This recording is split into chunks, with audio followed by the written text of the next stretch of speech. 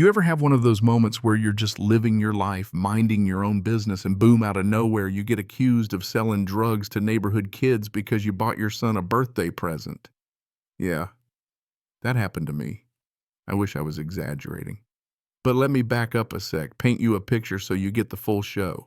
It was one of those perfect suburban Saturdays, the sun out air, just the right kind of warm lawns, all manicured within an inch of their lives, birds chirping, neighbors waving from behind piles of mulch.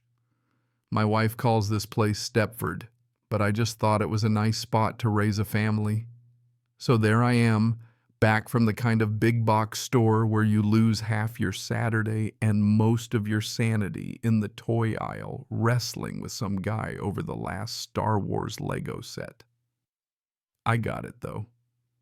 Felt like a champion. I'm standing by my car trunk open, holding this huge, shiny gift bag, cartoon characters, the whole 9 yards, ready to sneak it inside before my son spots it and ruins the surprise. I'm humming some nonsense, thinking about cake and balloons, and suddenly she appears. Blazer Lady. That's what I call her, because every time I see her, she's dressed like she's about to fire someone on the spot.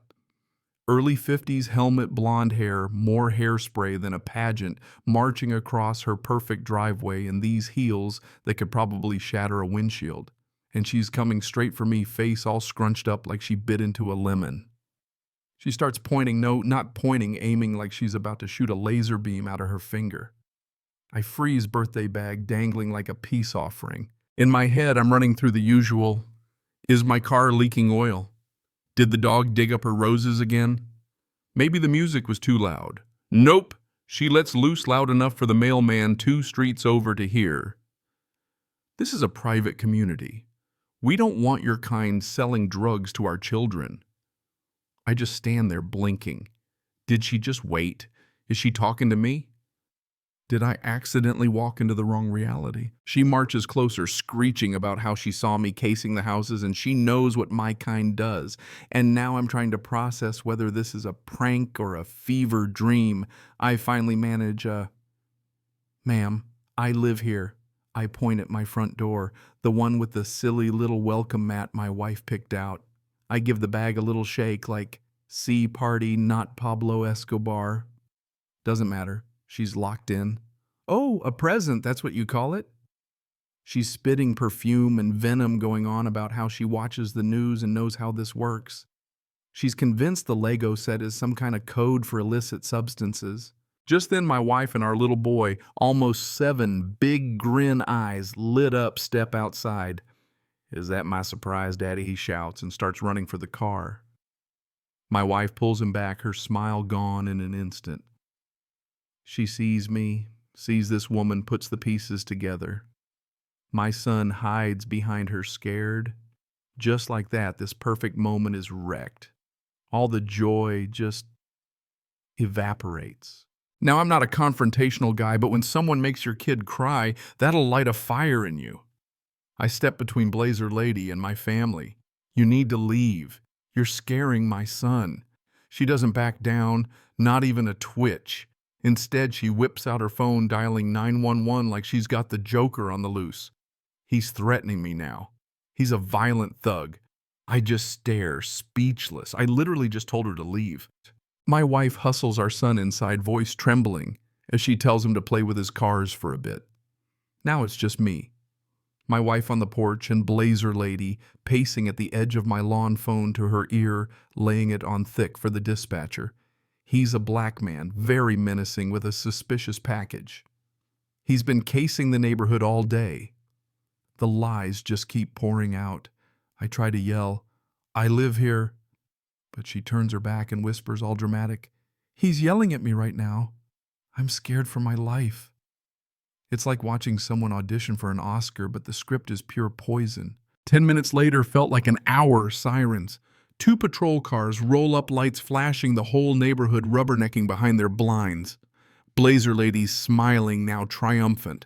4 officers step out, 2 older, 2 young and twitchy. The mustached one talks to her first, listens as she spins her sob story. The other 3 eye me and my wife like we're about to bolt. They come over. "We got a call about a disturbance," says Mustache. My wife, bless her, steps up before I can even speak. "Officer, that woman is lying. My husband was bringing in a birthday present for our son. We live here. She accused him of being a drug dealer, screamed racist insults, scared our child." One of the young cops eyes the gift bag in the trunk. "Sir, can I see your ID? Now I've never been in trouble. Teach high school history, pay my taxes, volunteer for Little League, yet here I am, moving slow as molasses to get my wallet, conscious of every cop's hand near their belt, all because of a birthday present." And here's the twist. Turns out the house across the street belongs to Sarah, a tech consultant and full-time home security nerd. She's got cameras everywhere, including one pointed right at our driveway. She'd been on a work call, heard the commotion, and started recording the second Blazer lady stormed out. She saw the whole thing, heard the accusations, my wife's plea, the cop interaction, 1080p full surround sound. And she wasn't having it. Back in my driveway, the officers run my ID check, the address, look at the Lego bag, see the receipt. But Mustache just sighs, tired, world-weary. No crime here, folks. My advice: go inside, close. The garage don't engage. And man, does that sting. Feels like we're the ones being punished for someone else's hate. They drive off, sirens gone, but the air is thick with something uglier than before. Blazer lady's glaring from her porch, promising this isn't over. We try to salvage the day, play with our son, eat dinner, try to be normal, but the tension's still there. Then my phone buzzes, neighborhood social app. There it is. Blazer ladies post all caps headline warning everyone about a dangerous individual lurking with a suspicious package. She leaves out the whole birthday bit, paints herself as the hero who bravely confronted the criminal. Posts a blurry photo of me at my car, makes it sound like I threatened her life. Comments pour in, her friends fanning the flames, people I've waved to who know my son piling on. My wife cries. I want to shout the truth, but you know how these things go. In the court of public opinion, defending yourself just makes you look guilty. But then hope. Some neighbors speak up. Wait, the family in the blue house. He's a teacher. This doesn't sound right. Another chimes in about how Blazer lady accused her teenage son of loitering last month. Sarah across the street watches all this unfold and decides enough is enough. She posts the security video right there in the thread, types a message. Luckily, my camera caught the whole thing. Here's what really happened. Boom! The video hits like a bomb. Suddenly there's no ambiguity. You hear Blazer lady's voice clear as day. See me confused. See my son scared. See my wife shielding him. See me tell her to leave. Not aggressive, not threatening, just a dad trying to keep his family safe. The comments flip on a dime. Outrage at her apologies to us people vowing to stand by our side. My wife cries again, but this time out of relief. Margaret. Yeah, turns out her name's Margaret, president of the HOA. The Queen of Beige doubles down, claims the video was edited to make her look bad. But nobody's buying it. Sarah offers to send the raw footage. The rest of the neighborhood starts piling on, bringing up old grievances, her harassing kids, nitpicking everyone to death. Someone starts a petition to remove her as HOA president. Turns out she's been terrorizing people for years, and now her reign is unraveling fast. But Margaret, she's not done. She starts sending us bogus HOA violations.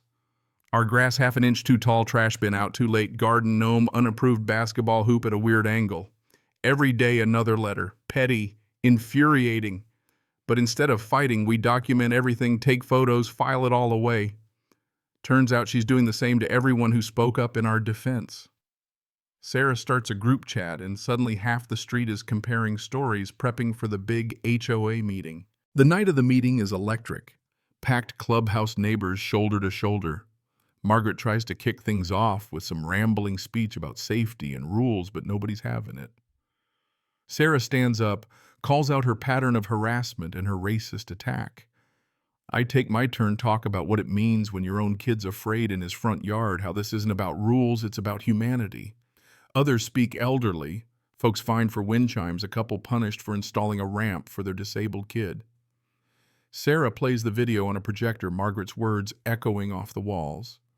The crowd's silent, then erupts standing ovation. Petition passes. Margaret's out on the spot. She leaves, and just like that, her little kingdom falls apart. The board apologizes to us, wipes all her violations from everyone's record. We get a call from our lawyer, cease and desist delivered, and if she even looks at us sideways again, there's a lawsuit waiting that'll bankrupt her. Margaret's house goes up for sale. Her husband gets demoted at work thanks to someone in our group chat sending the whole story and video to his compliance office. Talk about karma. And you know what? The neighborhood changes.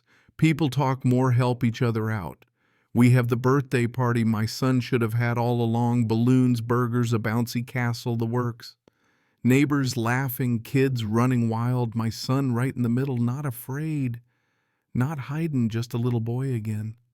I look at my wife, at my son, and think, for every Margaret out there, there's a dozen people like Sarah ready to stand up for what's right.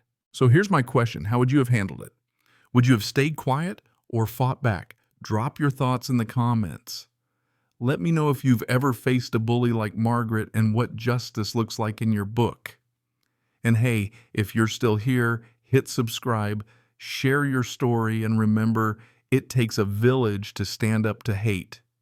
Sometimes that village is your own street.